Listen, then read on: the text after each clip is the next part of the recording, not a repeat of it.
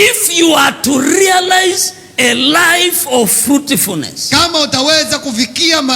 maisha ambayo ni ya matunda, if you will realize a life of multiplication, kama utaweza kupata maisha ambayo ni ya one kuongezeka, of the things that you should desire from God, kanuni moja ambayo unahitaji kutamani kutoka kwa Mungu mwenyewe, is coming to a level ni kufikia katika kiwango where God begins to give you skill to mahali understand. ambapo Mungu anaanza kukupatia ujuzi kuweza kupata ufahamu. There is a skill of understanding Kuna ujuzi wa kuelewa na kupata that ufahamu you are born with, kwamba uliozaliwa nao,